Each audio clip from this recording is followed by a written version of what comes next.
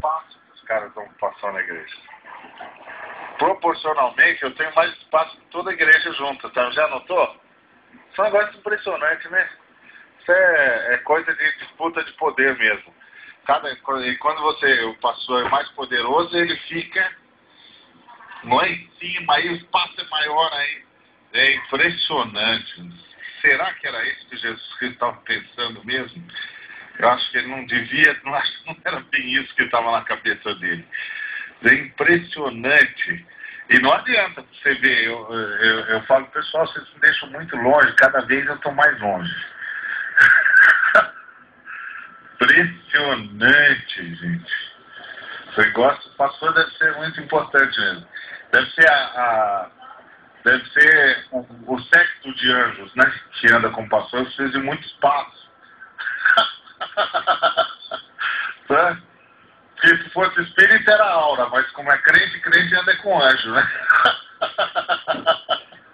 Foi impressionante que esse negócio. Ah, tudo bem.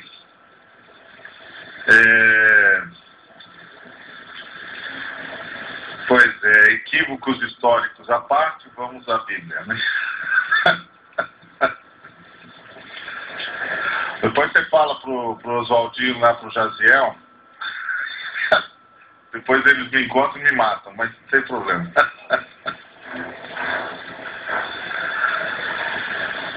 Ai, ai. Bom, hoje nós estamos no Salmo 12.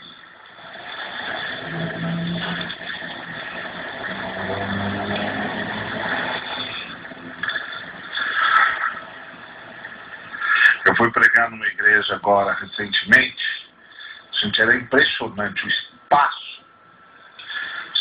que do pastor assim, dominava a igreja. Assim, quase 40% da igreja era só aquele espaço. Não, tá. Falei, puxa, impressionante.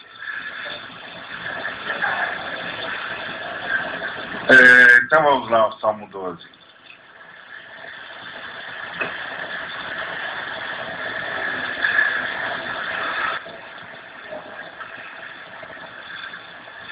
Socorro, Senhor, porque já não há homens piedosos, desaparecem os fiéis entre os filhos dos homens. Falam com falsidade uns aos outros, falam com lábios bajuladores e coração fingido. Corte o Senhor todos os lábios bajuladores e a língua que fala soberbamente, pois dizem, com a língua prevaleceremos e os lábios são... Com a língua prevaleceremos, os lábios são nossos. Quem é Senhor sobre nós? Por causa da opressão dos pobres e do gemido dos necessitados, eu me levantarei agora, diz o Senhor, e porei a salvo a quem por isso suspira. As palavras do Senhor são palavras puras, prata refinada em cadinho de barro, depurada 7 vezes. Sim, Senhor, tu nos guardarás, desta geração nos livrarás para sempre. Por todos os lugares andam perversos, quando entre os filhos dos homens a vileza é exaltada. Oremos. Pai, muito obrigado, Senhor, por mais essa noite, por mais esse momento que podemos nos debruçar sobre a Tua Palavra. Rogamos que o Espírito Santo nos abençoe, nos abençoe com o conhecimento da Palavra e a compreensão dela. Que seja Ele o grande ministrador, Pai. Em nome de Jesus Cristo. Amém. Então tá jóia.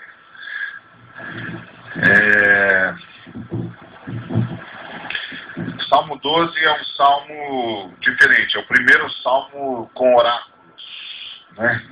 Ô Sandro, sem querer fazer você de diácono, será que você me consegue um copo d'água? Essa coisa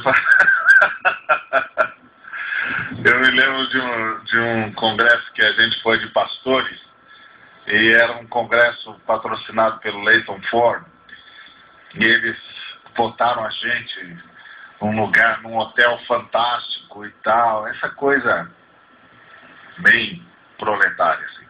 Negócio fantástico, um hotel maravilhoso, e tinha um campo de futebol embaixo, e o hotel ficava no alto. Então, entre o campo de futebol e o hotel tinha sei lá, uns 40 degraus por aí. A gente andava bastante por aí. Aí jogamos futebol e tal, tinha umas mesinhas lá, tinha um bar lá embaixo perto do campo e tal. Aí começamos a subir. Quando a gente já estava lá, quase chegando no hotel, um dos pastores se deu conta que estava sem a chave do carro. Aí, onde é que está a chave do meu carro? Onde está a chave do meu carro? Aí um outro pastor disse, eu vi lá na mesinha, lá embaixo. Ele falou, puxa vida, aí ele desceu. Desceu e eu só não sei onde é que nós vamos botar tanta água aí, né? Aí, obrigado, já fico isso. Essa é melhor? Tá, obrigado. Os diáconos mirins, obrigado. Aí ele desceu.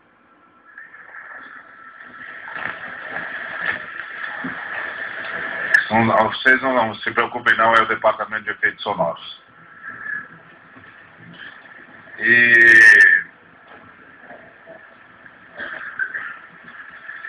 aí então ele desceu, pegou a chave do carro dele, voltou e fomos para a piscina aquecida.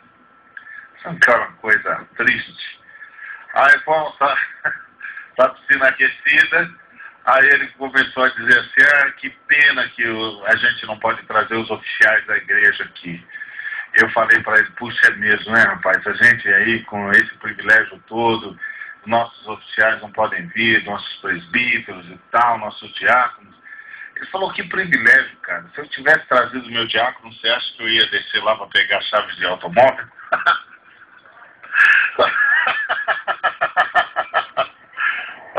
Toda vez que eu vejo esses patão assim, eu me lembro dele e falo, acho que ele é com a razão. Então, aos diáconos mirins aí, muito obrigado. Próxima vez eu vejo se arranjo um retiro desse para levar vocês, tá? Mas, irmãos, os salmos, esses primeiros salmos aqui, principalmente, eles mostram uma coisa muito, muito forte. Eu imagino que você já deve ter notado.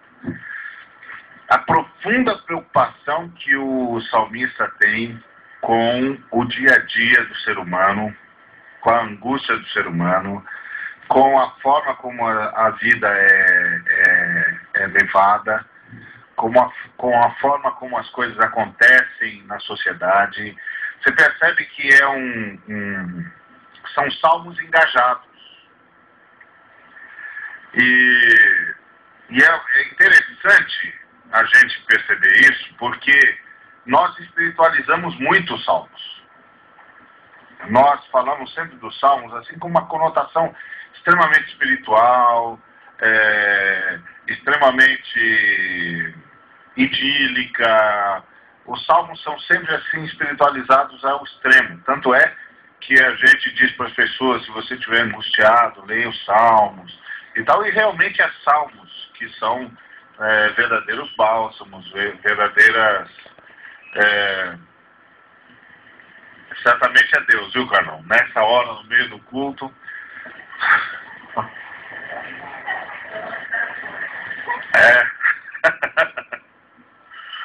Então, os salmos, para nós, embora hajam salmos assim que sejam verdadeiros bálsamos de Deus, mas você percebe aqui que os salmos são muito engajados na história. E por que os salmos são tão engajados na história? Porque a fé judaica é uma fé histórica. Se você não compreender isso, você não vai compreender os escritos judaicos. Agora você exagerou, né? Tá certo. Falei do retiro, você se empolgou, né? Tá certo. Sem nenhum interesse, tá certo. Muito bom, Salvatore. Então, a fé judaica é uma fé eminentemente histórica. Se a gente não se der conta disso, a gente não vai entender uma série de escritos do Antigo Testamento. Diferente da fé cristã, que tem uma esperança escatológica que se cumpre numa ação miraculosa de Deus, de transformação da terra, de novo céu e nova terra onde habita a justiça, a vinda da grande cidade, a cidade de Jerusalém, a crença que nós temos num mundo vindouro, transformado pelo poder de Deus, etc., como diz o apóstolo Paulo, onde os elementos ardendo em fogo se desfarão e surgirá uma nova realidade. Os judeus não tinham essa escatologia, não tinham e não têm. Essa escatologia que se sustenta na volta miraculosa de Jesus Cristo, na reunião dos salvos, encontrando-o nas nuvens, participando do grande juízo, descendo para botar fim, isso na minha visão, né? Outros que dizem que nós vamos ficar 7 anos lá, depois a gente vem. Depois, se vocês quiserem saber essa versão dos 7 anos, vocês falam com o Harry, que o Harry e o Edu, eles acham isso aí, sabem explicar isso melhor do que eu. Com a minha visão é um pouco diferente, tá certo? Mas aqui na nossa igreja nós não temos uma escatologia preferida, então cada um tem a sua. Pelo menos por isso a gente não briga. Já é alguma coisa, já é um passo, né? Já é um avanço. Mas a minha escatologia diz que Jesus chega e a gente se encontra com ele nos ares, desce e acaba tudo. A escatologia dele dá mais um tempinho, tal, 7 anos, depois mais 1000 e tal. A minha escatologia não trabalha com essas datas desse jeito. Mas escatologias à parte, essa esperança da segunda volta de Cristo, o novo céu e nova terra, a transformação do planeta, a descida da Nova Jerusalém, etc., etc., essa é uma escatologia cristã. Os judeus não têm uma escatologia dessa natureza. A escatologia judaica, na verdade, é eminentemente histórico-política. Inclusive, vocês certamente já devem ter ouvido muito disso, ao ouvirem sermões onde os pregadores explicam por que é que o povo judeu teve tanta dificuldade em reconhecer Jesus de Nazaré como Messias. Por quê? Porque eles estavam esperando um libertador histórico, sociopolítico. A escatologia deles é uma escatologia histórica. Eles estavam esperando um libertador que derrotasse o Império Romano, que subjugasse o Império e todas as nações que já estavam subjugadas a ele, e que entronizasse Israel como um novo país dominante no mundo. Então é uma escatologia histórica, uma escatologia que se cumpre na história, no dia a dia.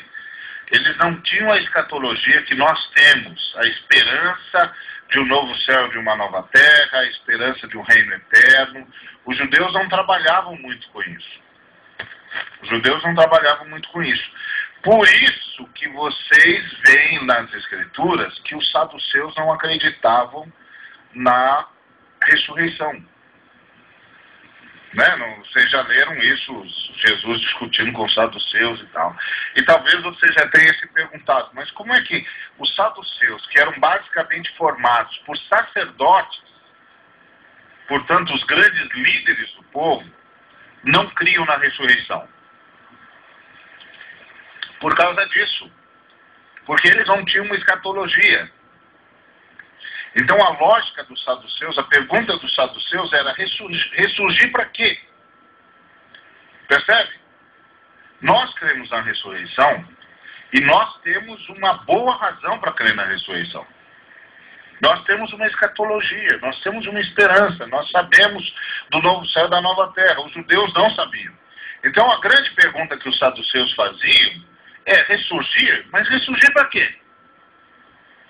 Vai ressurgir, vai fazer o quê?